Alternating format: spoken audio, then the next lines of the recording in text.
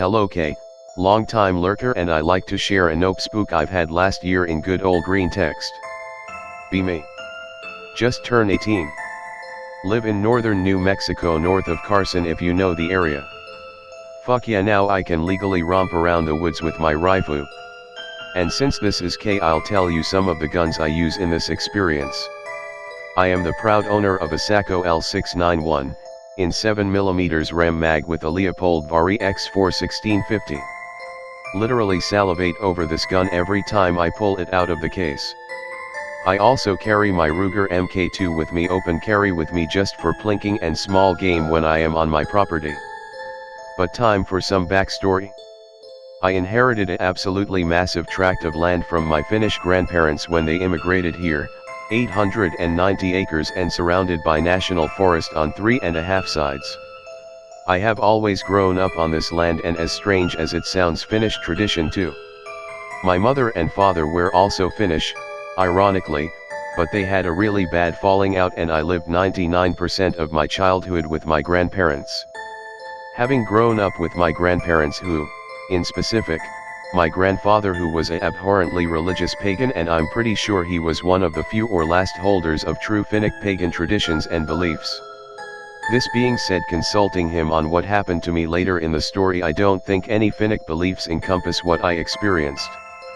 This being said, I would be lying if this has not shaped my worldview and belief system substantially. My childhood memories are filled with stories of many interquit stories of the passages of Tapio. For those of you that don't know, many pagan beliefs are very far and almost alien to those of other Norse and Scandinavian counterparts, and this has a massive shape on the culture and beliefs of the very rare Finnic pagans. This being said, they have some direct counterparts that are strangely similar to those described across the globe by northern inhabitants. To kind of skip ahead and spare you the bullshit about my life story and giving you a crash course on my belief system, I would like to introduce you to the time that I met one of the most unequivocally pivotal and terrifying moments in my life. During this time, as I said, I had just recently turned 18. However, according to the beliefs in my family, I was expected to basically be a functioning adult at the age of 16. And to continue on this, my family was not comfortable at all with the regulations, etc., of state law, federal law when it came to regarding housing and hunting. For us, it's considered a human right. At the age of 16, I was expected to hunt for my own food, be able to maintain my house on the bottom of a river valley and provide for myself. This taught me to become a very strong and independent person by the age of 18. I made the money to provide for most of my sundries off of working as an unlicensed outfitter and guide and trapping for pelts of bobcat and other fur-bearing game. This is where I found myself one very cold winter day. I was checking my trap line by myself, and I am carrying my rifle and pistol as the day is absolutely angelic. It is probably 8 degrees Fahrenheit out and the sun is blocked out by the ponderosis and massive scrub oaks, but yet there are some of snowflakes that are floating down from the treetops. Seeing this, I want to stop and take in the scene because I was awestruck. It seemed as if things were in absolute harmony. As I take in the environment, I run across one of my traps that has one very pissed off bobcat by the back leg.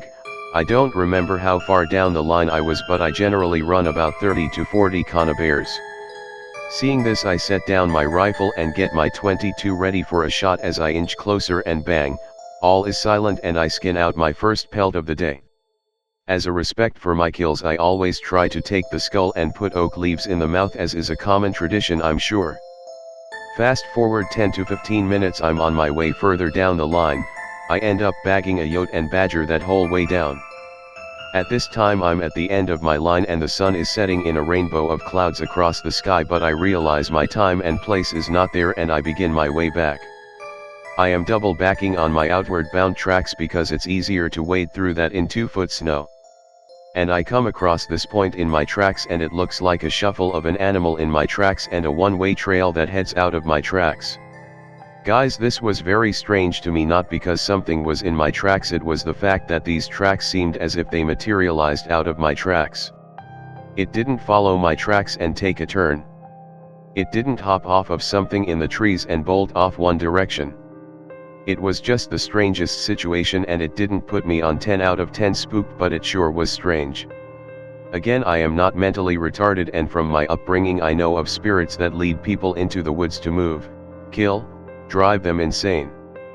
And if you are sitting here wondering what these prints look like, I couldn't really tell because the snow was too powdery to tell, but I could tell that these prints were sure big. Not the size of a bobcat or badger or whitetail. It was much larger. I could tell this by the step of this animal, and if it basically dragged its foot to where it was going to place its next step. And according to this, it had the same stride and spacing of a man or some type of bipedal creature. This event thoroughly interests me. By the time I get back to my house it's about 9 to 10 p.m. and I hang up my pelts and go inside to grab a RC Cola and turn on some satellite TV. I didn't hear anything weird or spooky on the way back, just kind of focused on the trail and made my way back. Looking back now, I am happy I kept my dumb ass head stuck to the ground on that trail. The rest of my night consisted of me watching some R&R, some homemade smoked trout and Ritz. Then I crashed like a fat white lady on a black guy. I wake up probably at 3 a.m. to a scratch or a crash against the only window in my small cabin.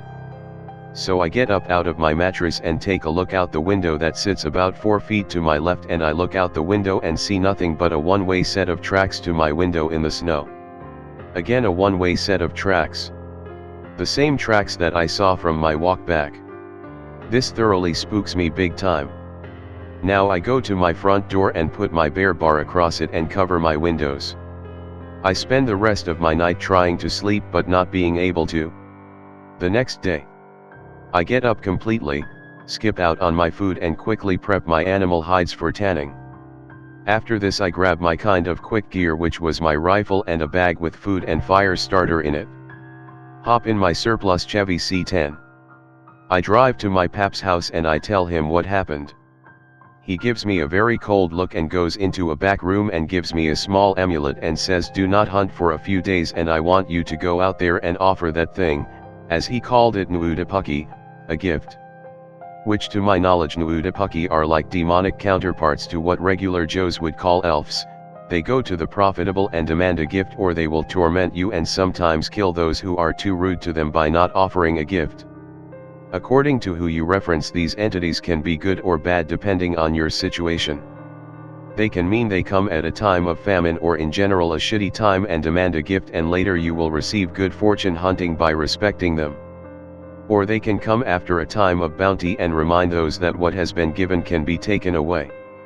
After this short lecture I get in my truck and make the small drive back to my cabin, along which I find many trees have been knocked over my path. This is what I end up offering to the thing. It is a black bear skull with my grandfather's amulet. And I'm not talking about any rational amount of trees that could have fallen across the path in the time I was gone. At this point I am actually shitting myself. I eventually rock crawl over some of these trees to the point where my vehicle can't take it anymore. I hop out of my C10 and I grab my rifle and pelts. Fuck the bag, I need to make it to my cabin. I fucking Olympic sprint to my cabin to find scratches all over the front door and all the way around the house. They were not just straight up and down, it looks like you took a massive wire wheel and scrubbed the side of my house. I am shitting 2 tons of bricks at this point and scramble to get an offering ready. I take 2 of the best deer back straps I have in my freezer and I throw to gather the offering my grandfather told me. With the amulet. This consists of a bountiful harvest and an item from you.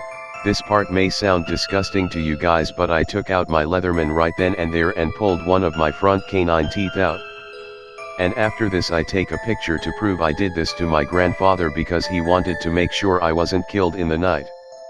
After this I set the offering out on the ground in front of my door and make my way inside, and I try to take my mind off this situation and throw on some TV with an ice pack on my mouth, but it's just static. I spend the whole night in my couch clutching my mouth and basically crying as the biggest storm I have ever seen in my life rages outside. I eventually drift off to bed. I wake up the next day to look out in front of my door to a one-way set of tracks and a pine bough on my doorstep. That's the end. I'm sorry there is no cryptid gunfight or some crazy K-rape fantasy, but this event sure shaped how I live my day-to-day life up here in these cold mountains. I'll stick around for a few days if any of you have questions.